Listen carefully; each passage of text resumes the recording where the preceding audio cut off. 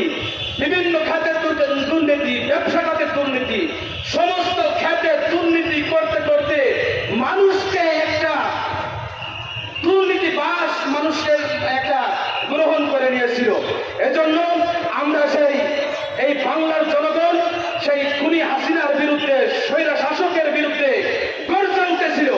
আমরা চাই পীর সাহেব চরমনায়ের নেতৃত্বে আগামী দিন আমরা বাংলাদেশে কোনো প্রকার দুর্নীতিবাজদেরকে হাত দেখতে চাই না। বিগত দিনে যারা দুর্নীতি করেছে তাদেরকেও দেখতে চাই না, বর্তমানে যারা দুর্নীতি করেছিল তাদেরকেও দেখতেছি না। আমরা বর্তমানে ইনশাআল্লাহ আগামী বাংলাদেশ হবে ইসলামের বাংলাদেশ, ঠিক কিনা? বাংলাদেশের সংবিধান হবে আল কোরআন, ঠিক কিনা?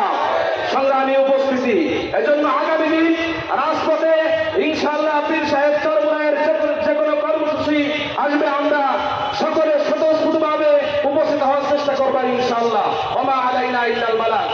এ পর্যায়ে আমাদের সামনে বক্তব্য রাখবেন ইসলামী আন্দোলন বাংলাদেশ ঝিনাইদহ জেলা শাখার সংগ্রামী সাংগঠনিক সম্পাদক মুফতি মোহাম্মদ রাসেল উদ্দিন।